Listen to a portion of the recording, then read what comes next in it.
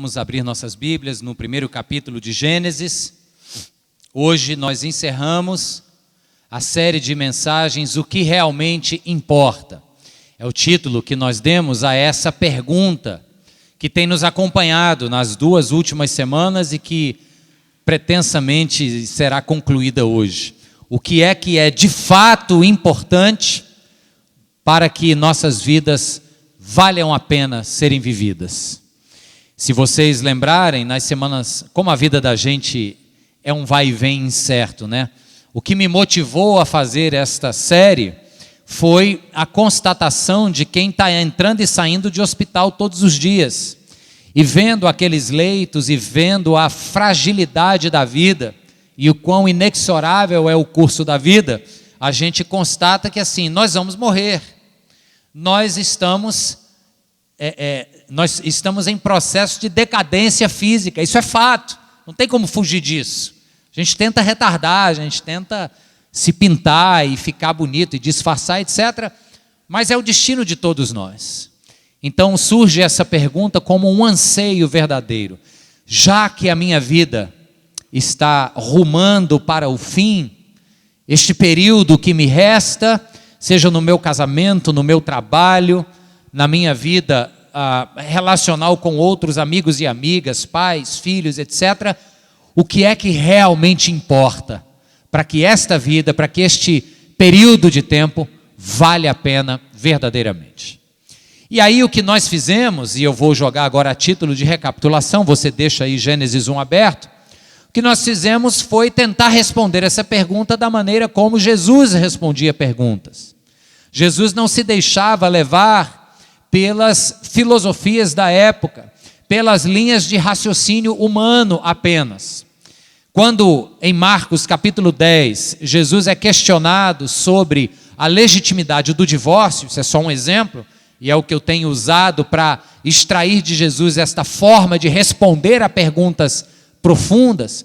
Jesus é perguntado sobre a legitimidade então do divórcio. A instituição que Deus criou, o casamento, ameaçada pela vontade humana, que ora gosta daquele ou daquela que está ao meu lado, ora deixa de gostar. E nessa fragilidade, na época de Jesus, a carta de divórcio estava sendo dada como quem emite uma promissória a quem está devendo algo. Então chegam para Jesus e perguntam: mestre, é lícito dar a carta de divórcio, como disse Moisés? Pois se Jesus fosse responder à luz do que os pensadores rabinos colocavam na época, ele ficaria dividido entre uma linha conservadora e uma linha mais liberal. Dois rabinos brigavam sobre percepções distintas a respeito da legitimidade do divórcio. O que é que Jesus faz? Ele não apela para estas ciências sociais, para as interpretações dos rabinos.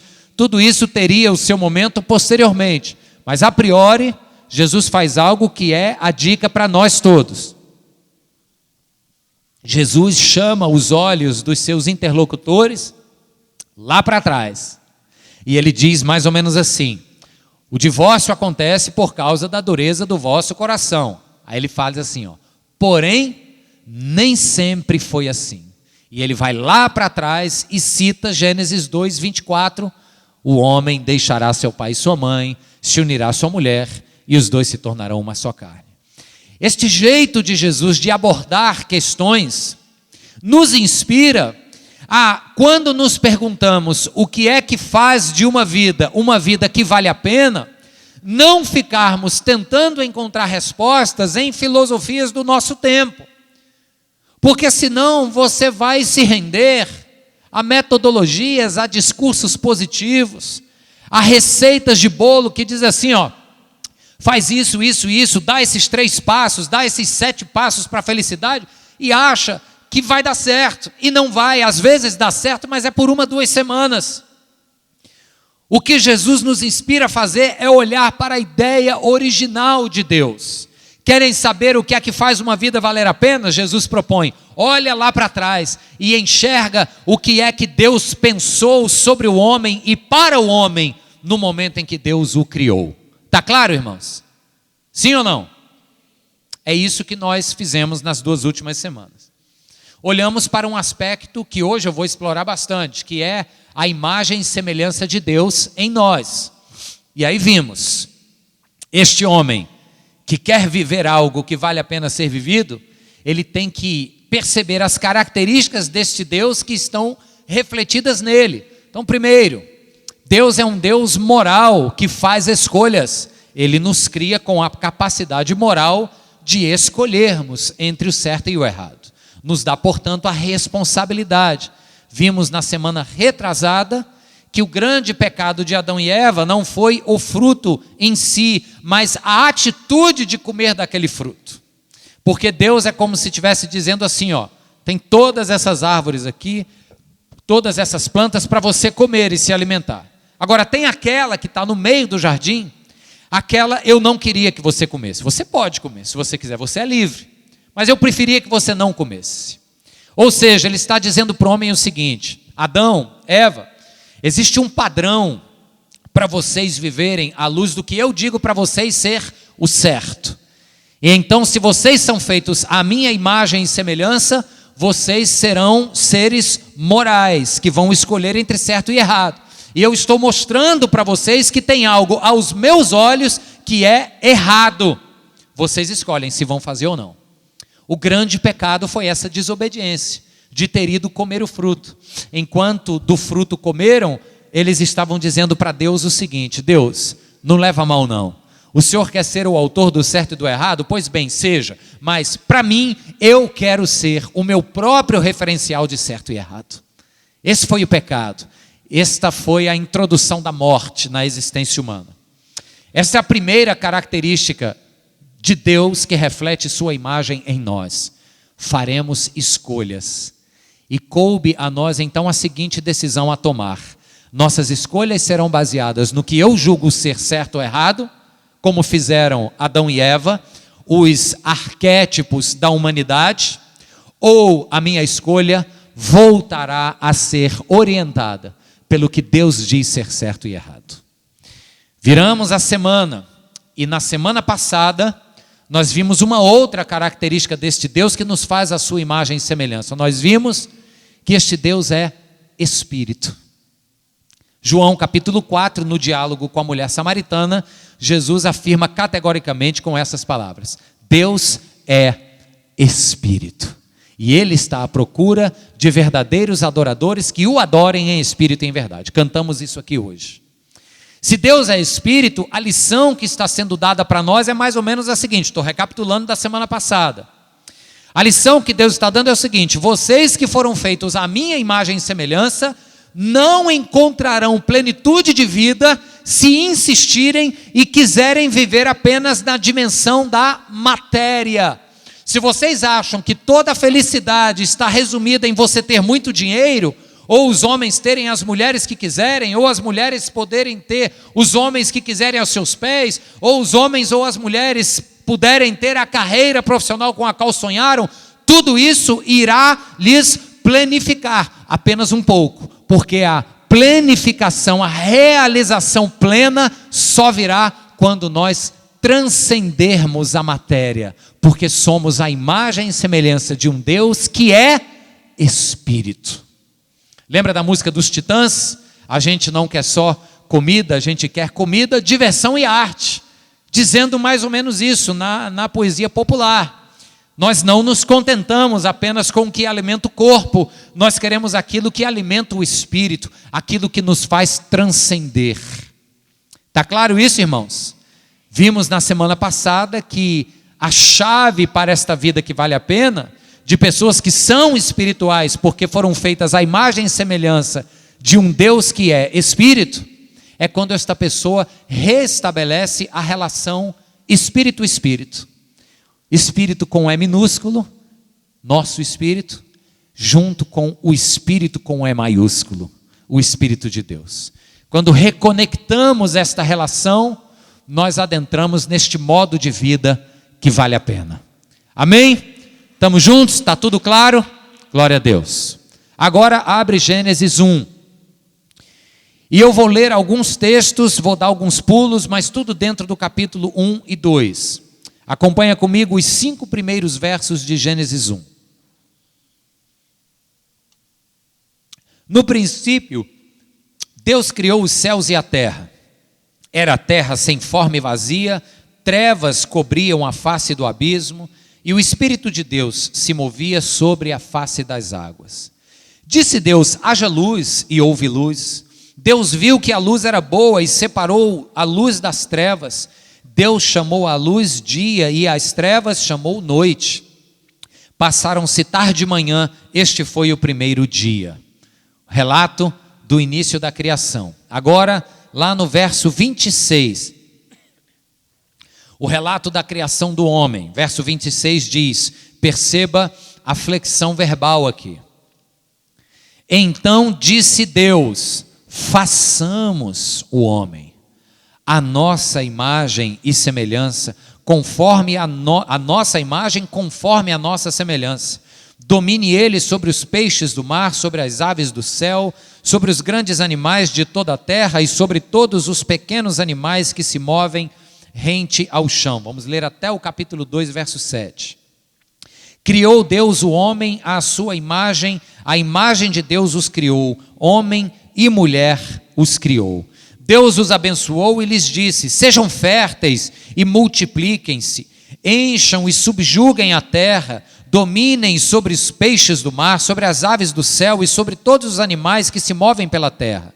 Disse Deus: eis que lhes dou todas as plantas que nascem em toda a terra e produzem sementes, e todas as árvores que dão frutos com sementes. Elas servirão de alimento para vocês. E dou todos os vegetais como alimento, e tudo o que tem em si fôlego de vida, a todos os grandes animais da terra, a todas as aves do céu e a todas as criaturas que se movem rente ao chão. E Deus viu que tudo o que havia feito, e tudo havia ficado muito bom. Passaram-se a tarde e a manhã, e este foi o sexto dia. Capítulo 2 agora começa a repetir alguns aspectos da ordem criada. Então ele continua dizendo assim: assim foram concluídos os céus e a terra e tudo que neles há. No sétimo dia Deus já havia concluído a obra que realizara, e nesse dia descansou. Abençoou Deus o sétimo dia e o santificou, porque nele descansou de toda a obra que realizara na criação. Aqui é a base para a instituição do Shabat, do dia do descanso. Verso 4, e agora é a repetição. Esta é a história das origens dos céus e da terra, no tempo em que foram criados. Quando o Senhor Deus fez a terra e os céus, ainda não tinha brotado nenhum arbusto no campo e nenhuma planta havia germinado, porque o Senhor Deus ainda não tinha feito chover sobre a terra, e também não havia homem para cultivar o solo. Todavia brotava águas da terra que irrigava toda a superfície do solo. Verso 7, para a gente terminar. Então o Senhor Deus formou o homem do pó da terra e soprou em suas narinas o fôlego de vida, e o homem se tornou um ser vivente. E para terminar mesmo, verso 18. Então o Senhor Deus declarou, preste atenção, a terceira característica da imagem de Deus em nós é esta percepção aqui agora. Não é bom que o homem esteja só. Farei para ele alguém que o auxilie e o corresponda. Santo Deus, cuida dos nossos ouvidos e do nosso coração, abre a nossa mente, Senhor. Nós queremos e precisamos da unção do Teu Espírito sobre nós. Que não sejam palavras minhas apenas, mas que sejam palavras minhas misturadas com as Tuas palavras. E que, em assim sendo, nossas vidas sejam desafiadas hoje ao viver que Cristo sonhou para nós. Faz assim, ó Deus, e nos transforma, em nome de Jesus. Amém. Amém. Amém. Deus se apresenta, e tudo que Ele vai fazendo, Ele diz: é bom, é bom, é bom. Os estudiosos do Antigo Testamento dizem que os capítulos 1 e 2 de Gênesis fazem parte de uma literatura poética. Por quê? Porque em diversas partes dos capítulos 1 e 2 existem refrões, repetições. Uma destas repetições tem aquela que diz assim: e fez-se manhã e tarde, e foi o primeiro dia, e fez-se manhã e tarde, foi o segundo dia. Mas a repetição que nos chama a atenção agora é quando Deus termina a obra de um dia e diz: e viu Deus que era bom, e viu Deus que era bom. E depois, terceiro dia, viu Deus que tudo que fez era bom. E conclui a obra da criação com o coroamento desta criação, soprando fôlego divino nas narinas daquele amontoado de pó, eu e você. E diz então que Deus olhou e viu que era muito bom. Mas na repetição deste relato, e por isso eu li a continuação do capítulo 2, diz que diante de tudo que era bom, teve algo que Deus olhou e disse: isto não é bom. Se você já leu o editorial que tem aí no Boas Novas deste mês, você já sabe do que eu estou dizendo, porque eu escrevi sobre isso. Diante de toda a bondade criada por Deus, teve algo que destoou. E está aqui nesse verso 18. Não é bom que o homem esteja só. E com isso Deus mostra para nós qual é esta terceira dimensão do seu ser, que nós precisamos vivenciar em nossas vidas, senão não vai ter vida plena e abundante. E esta terceira dimensão, queridos, chama-se relacionamento. O homem sozinho pintou um quadro que aos olhos de Deus não agradou. Não é bom que o homem esteja só. E sabe por que isso? Porque este Deus que nos cria, a mim e a você, a sua imagem e semelhança, Ele é em si mesmo um Deus relacional. Volta os teus olhos para os primeiros versículos do Gênesis, e eu li de propósito. E uma leitura rápida e desatenta faz você perder a relação que está acontecendo logo nos 2, 3 primeiros versos, quando Deus cria todas as coisas. Tem uma relação acontecendo aqui. E às vezes a gente lê rápido, às vezes a gente está tentando entender como é que as coisas foram criadas e não percebe quem está criando. E eu vou te ajudar agora a olhar de novo para o texto e ver quem é que está por trás dos bastidores eternos, criando todas as coisas. Olha de novo o verso 1. No princípio, Deus criou os céus e a terra. Este Deus é esta figura soberana. É este que nós cantamos agora, que diz assim: apesar da glória que tens, tu te importas comigo também. Este Deus Pai glorioso, o autor e criador dos céus e da terra, está aqui presente. Só que diz logo em seguida que no verso 2, o Espírito de Deus se movia sobre a face das águas. O Espírito de Deus, uma tradução um pouco mais fiel, diz: sobrevoava e agitava a face das águas. O Espírito estava presente. A Trindade vai se revelar no ato da criação. Já vimos que Deus Pai está lá. Agora Deus Espírito Santo se revela como alguém. O termo em hebraico dá exatamente uma impressão de um espírito que bate as asas. Acho que eu falei isso aqui, até hoje minha filha manga de mim, porque eu fiquei fazendo assim aqui em cima. Pai, como é que tu se prestou aquele papel ridículo? Porque o Espírito de Deus pairava sobre a face do abismo. E enquanto pairava, ele agita as águas, e agitando as águas, esta energia criadora vem à tona. Mas aí você pergunta: e o Filho? Que até onde eu saiba, a Trindade é Pai, Filho e Espírito Santo. Não vai fazer que nenhum casal que eu ouvi na secretaria do supervisor lá da escola, o secretário tentando evangelizar o camarada, e disse assim: você conhece a Trindade? Aí o cara: conheço demais, é José, Maria e Jesus Cristo. Eu estava sentado fiquei e disse: misericórdia, esse povo precisa conhecer a palavra de Deus. Pai, Espírito e Filho. Aí você diz: ok, pastor, Pai está aqui, criou os céus e a terra, esta figura que se apresenta introdutoriamente no cenário, o Espírito pairava sobre a face do abismo. Cadê o Filho? E aqui passa desapercebido, mas presta atenção.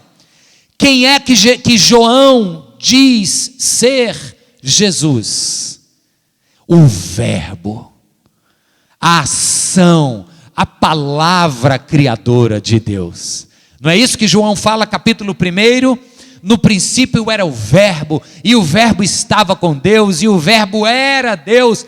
Todas as coisas foram criadas por meio dele, e sem ele nada do que existe viria a existir, porque tudo foi criado a partir do Verbo, da palavra criadora do Senhor. E sabe onde é que está essa palavra? Está aqui no início do verso 3. Disse Deus. O que é que Deus diz? Haja luz. Está aqui Jesus, irmãos. O Filho, o Verbo, a voz criadora de Deus. Eu li lá nos Estados Unidos um adesivo de para-choque de carro, que o cara tirava um sarro da teoria do Big Bang. E ele dizia o seguinte: a teoria do Big Bang se explica da seguinte maneira. Aí ele diz: no princípio Deus disse, haja luz, e então, bang. Faz sentido? Total. Foi neste verbo, nesta ação criadora que o Filho se revela. O que é que isso nos diz então? Senão a verdade de que este Deus, antes mesmo que as coisas viessem a existir, Ele já existia. Ele já existia e Ele se completava em si mesmo. O Pai que ama o Espírito, que ama o Filho, que retroalimenta este amor amando o Pai. Os teólogos convivem há 2 milênios na tentativa de explicarem a doutrina da Santíssima Trindade e não conseguem. Teve gente que disse assim: olha, tenta pensar na água, né? A água se manifesta no gás, no sólido, que é o gelo, e no líquido. Talvez seja mais ou menos assim, mas mesmo assim fica muito reduzido. O poder e o mistério da Trindade são grandes. Mas este relacionamento já existia antes que qualquer coisa fosse criada. E isso nos leva a concluir algo muito importante para os nossos relacionamentos. Nós não já concordamos que, tendo sido feitos à imagem e semelhança de Deus, nós precisamos ser relacionais se quisermos ter vidas que valem a pena? Não é verdade? Agora, que tipo de relacionamento? Aí é importante. O tipo do relacionamento que você vai empreender com alguém fará todo sentido ou não para o tipo de vida plena que você vai viver ou não. É claro que eu não estou falando de um relacionamento abusivo entre marido e mulher. Tampouco estou falando de um relacionamento utilitarista entre patrão e empregado, ou até mesmo entre marido e mulher. Estou falando de relacionamento que detém em si características importantes. E uma delas é esta realidade da Trindade aqui. De manhã, na aula de escola bíblica, eu perguntei o que é que foi preciso para que todas essas coisas viessem a existir. O verbo hebraico aqui, Deus criou os céus e a terra, é uma expressão que comunica a criação a partir do nada. Se a gente olhar para este vidro aqui, nós vamos lembrar que isso aqui um dia foi areia e que passou por um processo que foi esquentado e tal, que foi modelado, que virou isso aqui. Então, o homem cria coisas a partir daquilo que já existe, a matéria-prima que dá lugar ao produto final e acabado, não é verdade? Deus cria a partir do nada. É exatamente o sentido deste verbo. No princípio, Deus criou os céus e a terra. O que é que foi preciso, então, eu perguntei, para que esta criação a partir do nada viesse a acontecer? E um aluno respondeu assim: pastor, era necessário a concentração de uma energia imensa, sobrenatural, para que a partir dela, então, tudo isso tomasse corpo. O poder de Deus foi preciso no ato da criação. Amém? Só que teve que ter uma coisa antes. E tinha algo antes acontecido. O amor entre o Pai, o Filho e o Espírito já acontecia antes que o poder fosse empreendido para criar. E isso é tão importante, irmãos, porque nos nossos relacionamentos, via de regra, nós colocamos o poder sobre o outro, na frente do amor. E todas as vezes que o poder vem antes do amor, o relacionamento sofre. Um exemplo claro aqui, é o chefe que oprime o empregado. Ele oprime fazendo jus à sua função de chefe. E ele aperta o dedo assim em cima e diz: é assim que eu quero, ou faz do meu jeito ou vai para a rua. O empregado, às vezes, por uma questão de sobrevivência, tem que obedecer. Mas aquela relação não é sadia, aquela relação não edifica. Por quê? Porque o poder está vindo destituído da sua condição essencial, que é o amor. Veja só na relação conjugal. Maridos que oprimem as mulheres, ou mulheres que oprimem os maridos, e tem os dois casos, acreditem. Pais que oprimem filhos. O poder de pai, o poder de pais, vamos colocar, sobre seus filhos, precisa vir antecedido do amor. E todas as vezes que em nossos relacionamentos o amor veio em segundo lugar, o relacionamento sofreu. É ou não é verdade, queridos? Casais sofrem e vêm a se separar porque eles querem ter o poder de fazerem-se felizes, em detrimento do amor, que vai chamá-los muitas vezes a renunciarem a si mesmos em prol do próximo. É ou não é verdade? Sim ou não? Jesus Cristo nos mostra que antes que esta concentração de energia, portanto, este poder imenso, fosse empreendido na criação de todas as coisas, ele mostrou ao mundo que o amor antecedia. Primeira regrinha para os nossos relacionamentos: ame primeiro e faça do amor a condição absoluta e primordial de toda e qualquer relação que você estabelecer, com o seu cônjuge, com os seus filhos, com os seus empregados ou patrões. Ame. O mundo precisa de pessoas que aprendem a amar, e amar é colocar-se em segundo lugar. Nós vivemos numa sociedade que não admite isso, que não admite a renúncia, que vai dizer que aquele que renuncia e que aquele que abre mão de si em prol do outro é um fraco, é alguém condenado a ser um loser, um perdedor. Mas a escolha é sua, se você vai ser moldado pelo que a sociedade e a cultura de mercado ao seu redor determina, ou se você vai ser e vai se deixar moldar pelo que a palavra de Deus determina. E a palavra de Deus nos diz que Deus amou o mundo de tal forma, Deus se relacionou com este mundo em amor, de tal forma que Ele deu-se. João 3,16. Vamos juntos?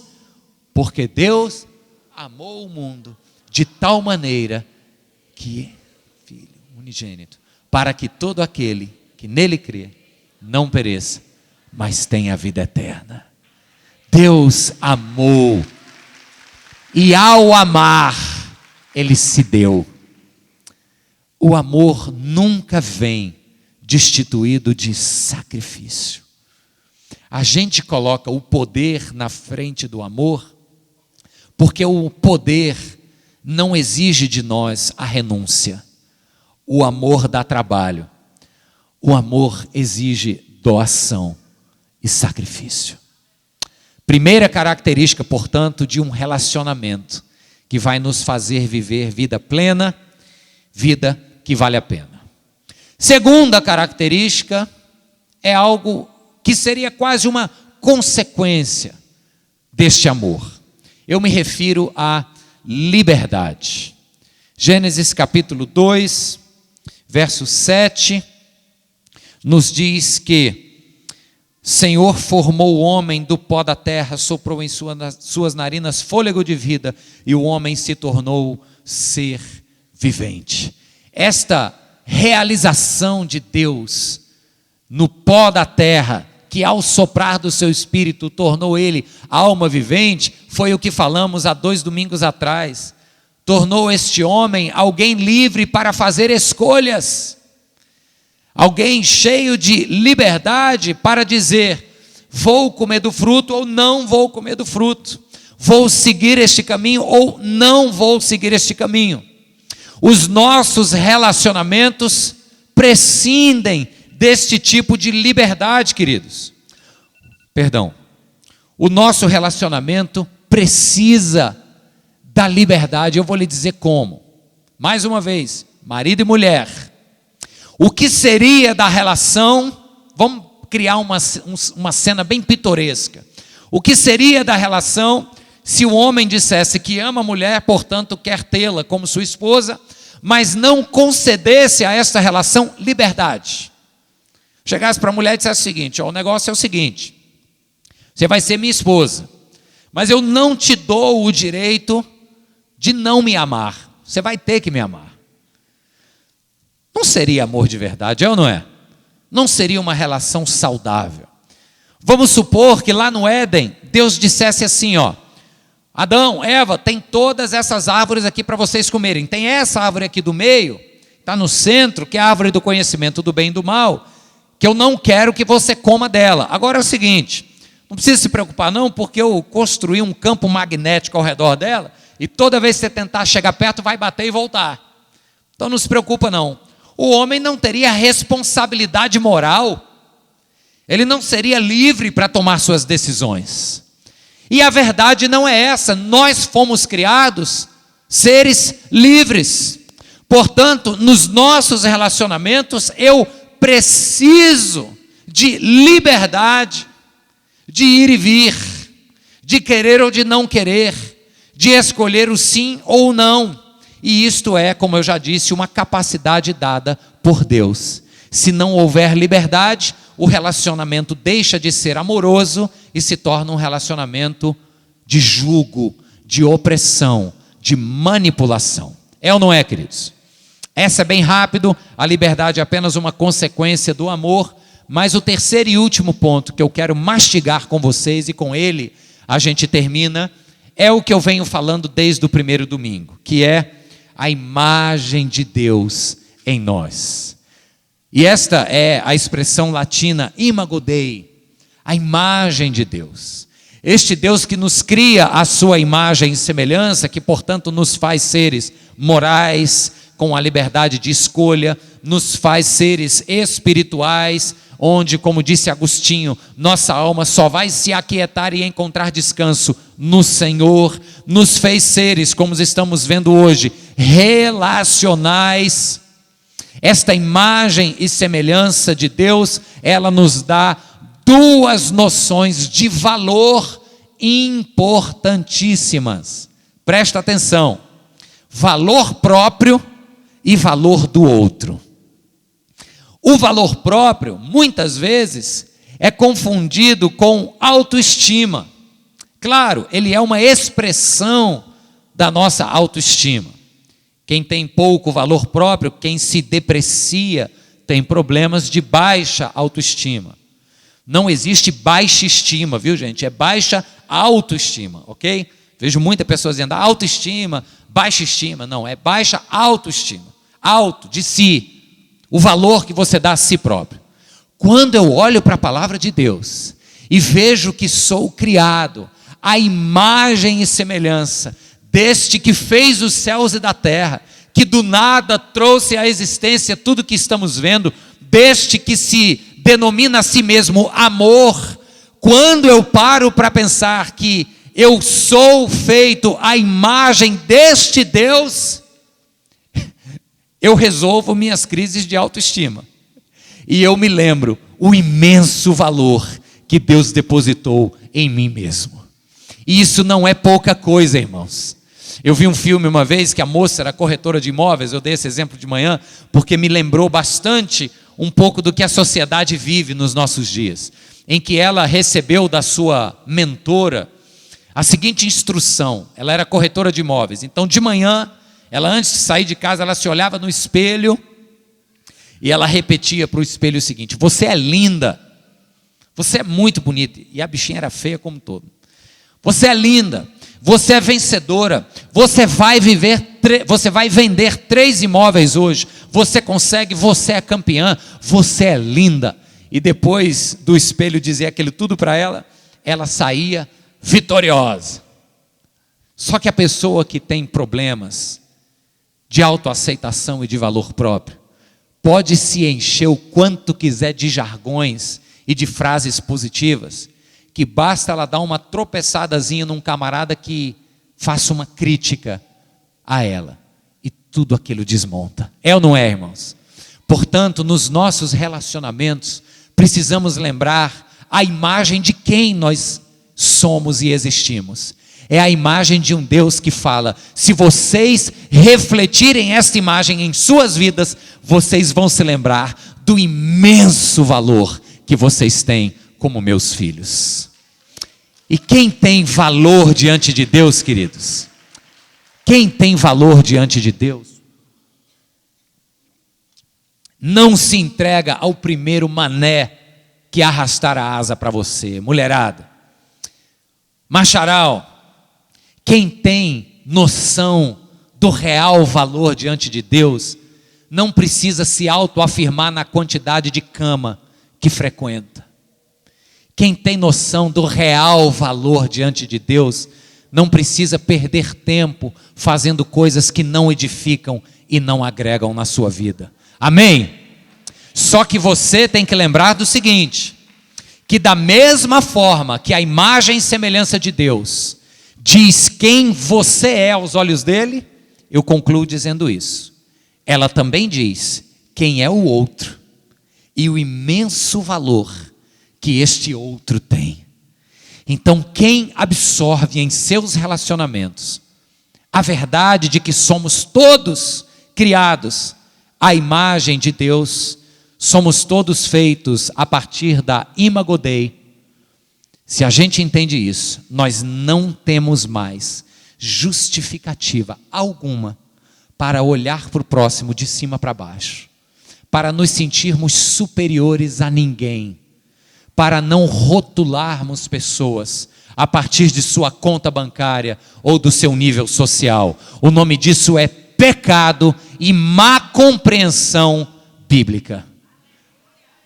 Quando olharmos para o outro a partir da imago Dei, nós celebramos este outro, porque ele tem a mesma imagem do Deus que te criou. Queridos, dar esmola ou dar uma sopa para quem precisa, um prato ou um copo de sopa quente numa noite desconfortável lá no centro da cidade, é muito mais do que uma caridade apenas. É uma expressão de pessoas que entenderam que aquele mendigo tem o mesmo valor aos olhos de Deus do que você. E por isso ir lá alimentá-lo e atenuar a sua dor e o seu desconforto é uma forma de você dizer que entendeu que a estima grande que Deus tem por ti, Ele também tem por ele. E a nossa vida ganha outras cores quando nos colocamos dentro desta missão e nos relacionamos com um mendigo para sermos na vida dele uma bênção. Deus é um Deus relacional, que coloca o amor na frente do poder, que diz que para este amor existir precisa haver liberdade de escolha, e que diz que este amor é baseado numa compreensão revolucionária de valor próprio e valor do outro. Se fizermos isso, nossos relacionamentos serão revolucionários e viveremos vidas que verdadeiramente valem a pena. Que Deus nos abençoe. Amém. Louvado seja o nome de Jesus. Amém. Baixe a sua cabeça comigo agora e vamos orar juntos. Pai, obrigado, Senhor, por esta noite, por esta mensagem. Obrigado por esse desafio. Obrigado, Senhor, pelo que nós vamos experimentar agora, a mesa do Senhor. a ceia do Senhor. Quão oportuno, Deus, é este momento em que olhamos para a nossa própria indignidade, mas diante da mesa somos lembrados do teu amor por nós e do quão dignos fomos feitos a partir da tua graça. Nós te pedimos, Senhor, que as nossas relações sejam verdadeiramente transformadoras, porque para isso fomos criados. Nós somos transformados na comunidade, Deus. Não fomos criados para viver na dimensão da nossa individualidade. Em nome de Jesus, meu Deus, quebra neste momento corações egoístas, pessoas que gostam de se isolar. Eu te peço, Senhor, que sejamos aqui uma comunidade de gente que valoriza o amor nos relacionamentos, e que a partir desses relacionamentos o mundo ao nosso redor seja transformado e as vidas que vivemos sejam vidas que valem a pena. Para a glória do nome de Jesus, e o povo de Deus diz: amém, amém.